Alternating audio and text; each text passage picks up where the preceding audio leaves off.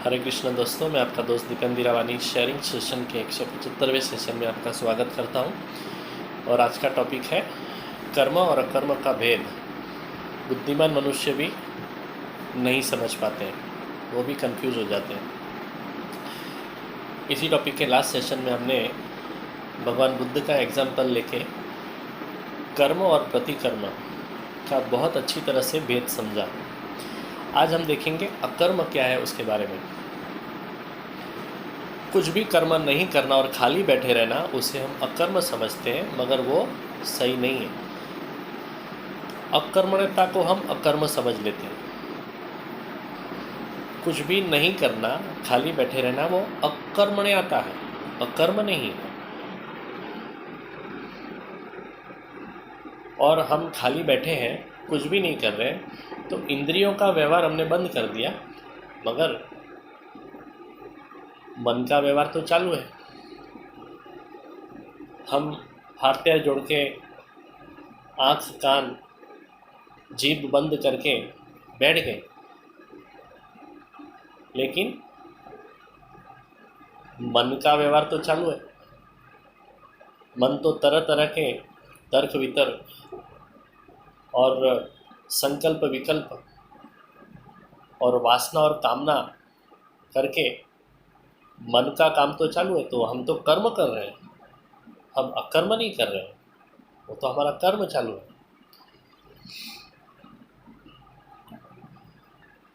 तो हम खाली बैठे हैं और पलंग पे पड़े पड़े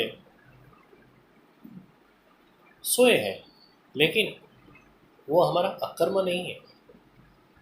पलंग पे बैठे बैठे हम पूरा बाजार में घूम रहे हैं मन के द्वारा।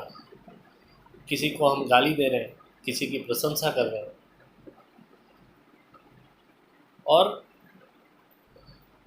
कोई भी भाड़ा दिए बगैर या तो अपना वक्त बर्बाद करे बगैर और बिल्कुल बोले ना कि कुछ भी तकलीफ लिए बगैर हम पलंग पे बैठे बैठे हम बाजार में घूम रहे हैं मन के द्वारा, तो वो अकर्म नहीं है, वो कर्म ही है। हम रात को सो जाते हैं ना, तो भी स्वप्नावस्था में हम काफ़ी कुछ करते हैं मन के द्वारा। मन में हम रोते हैं, दौड़ा दौड़ी करते हैं, व्यभिचार करते हैं, किसी की हत्या भी कर देते हैं। तो स्वप्नावस्था के द्वारा भी हम कर्म ही करते रहते हैं, वो भी अकर्म नहीं है। तो अकर्म क्या है? अकर्म है कि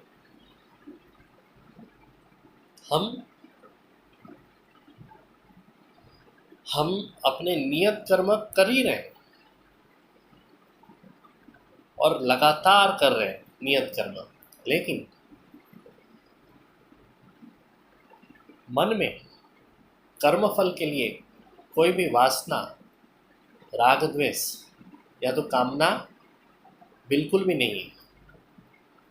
और सिर्फ समष्टि के कल्याण के लिए, ईश्वर प्रीत्यर्थ, स्वधर्म समझ के स्वाभाविक और सहज रूप से हम जो कर्म करते रहते हैं, वो अकर्म है। तो कर्म नहीं करना वो कर्म नहीं है, लेकिन नियत कर्म करते रहना, लेकिन कर्म फल की वासना और कामना नहीं करना, वो अकर्म है। तो ये सबसे बड़ा भेद है। जो बुद्धिमान मनुष्य है वही उसका जो सूक्ष्म भेद है वो समझ पाते हैं, और भगवान उसे ही बुद्धिमान कहते हैं, जो कर्म और अकर्म का जो भेद है, जो सूक्ष्म भेद है, वो समझ लेता है। तो दोस्तों, बस आज का टॉपिक हम यहीं पे समाप्त करेंगे, और ये बुक भी आज यहीं पे समाप्त हो रहा है।